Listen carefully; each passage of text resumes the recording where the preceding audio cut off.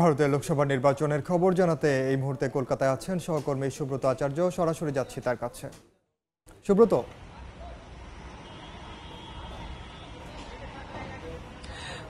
ওই যেটা বলছিলাম যে এখনো পর্যন্ত কিন্তু ভোটের ওপরে পুরো দেশের ছবিটা প্রায় একই রকম।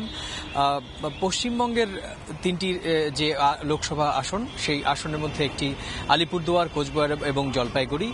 কোচবিহার থেকে সকাল থেকে আমরা এরকম একই রকম ছবি পেয়েছি। কিছু সময় আগে আমরা শিলিগুড়িতেও কিছু বিচ্ছিন্ন ঘটনা খবর পেয়েছি, কিন্তু মোটের ওপর যদি বলা হয় তাহলে জলপাইগুড়ি আর আলিপুরদুয়ার ভোট এখনো পর্যন্ত শান্তিপূর্ণভাবে হচ্ছে, কিন্তু কোচবিহার নিয়ে যথেষ্ট উদ্বেগ এবং উৎকণ্ঠা নির্বাচন কমিশন এবং নিরাপত্তা রক্ষীদের পোহাতে হচ্ছে। এখনো পর্যন্ত প্রায় 300-র ওপরে অভিযোগ জমা পড়েছে।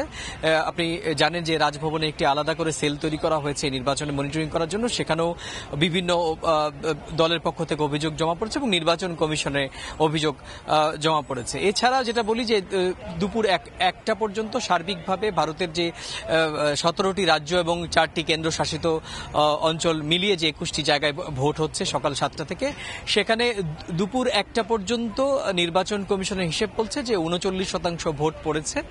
আর পশ্চিমবঙ্গে পড়েছে 50%, আর পশ্চিমবঙ্গের পাশের রাজ্য ত্রিপুরায় পড়েছে 53%। অর্থাৎ এখনো পর্যন্ত দেখা যাচ্ছে যে দুপুর 1টা পর্যন্ত ভোট পড়ার প্রবণতা শতাংশের দিক থেকে কিন্তু বাকি সব রাজ্যগুলোকে ছাপিয়ে গিয়েছে প্রতিবেশী ত্রিপুরা।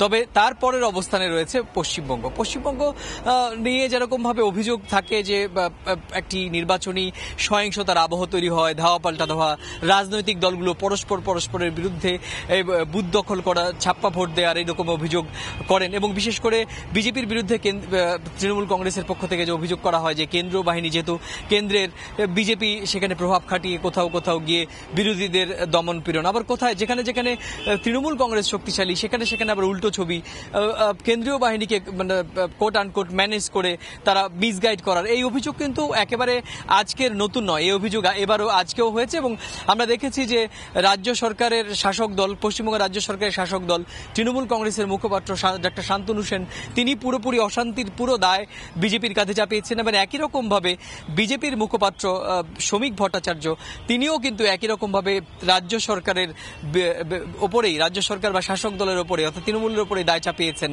এই কোচবিহারে বিশৃঙ্খল ঘটনা। কিন্তু মোটের ওপর যদি বলা হয় এখনো পর্যন্ত কোনো প্রাণহানির ঘটনা ঘটেনি, মারাত্মক জখম হওয়ার কোনো ঘটনা ঘটেনি, গুলি চালানোর মতো কোনো ঘটনা ঘটেনি। এবার আসি পশ্চিমবঙ্গের বাইরের বেশ কিছু জায়গায় বিচ্ছিন্ন, মণিপুরে কয়েকটি জায়গায় বিচ্ছিন্ন ঘটনা ঘটেছে, মহারাষ্ট্রের নাগপুরে কয়েকটা জায়গায় বিচ্ছিন্ন ঘটনা ঘটেছে।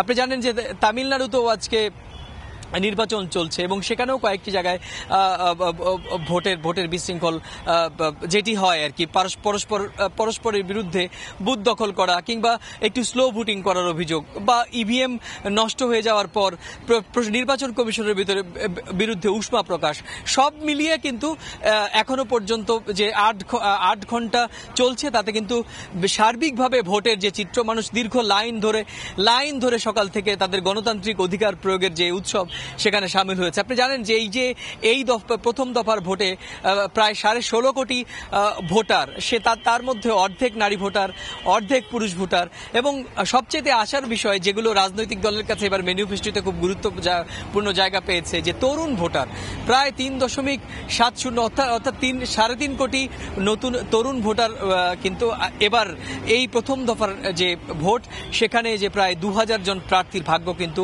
আজকে নির্ধারণ করেছেন। তো সব মিলিয়ে ভারতের 18তম লোকসভা নির্বাচনের প্রথম দফার ভোট এই এখনো পর্যন্ত, অর্থাৎ সকাল 7টা থেকে প্রায় 8 ঘন্টা ধরে চলছে, আপনি সন্ধ্যা 6টার মধ্যে শেষ হয়ে যাবে। এখনো পর্যন্ত মোটের ওপর কিন্তু শান্তিপূর্ণভাবে অনুষ্ঠিত হচ্ছে এবং নির্বাচন কমিশন আশা প্রকাশ করছে যে আগামী কয়েক ঘন্টাও শান্তিপূর্ণভাবে উৎসবমুখর পরিবেশে ভোটাধিকার প্রয়োগ করবেন ভারতের মানুষ। তো এই ছিল আমার কাছে ভারতের 18তম লোকসভা নির্বাচনে আমার কাছে থাকা এই সংক্রান্ত সবশেষ।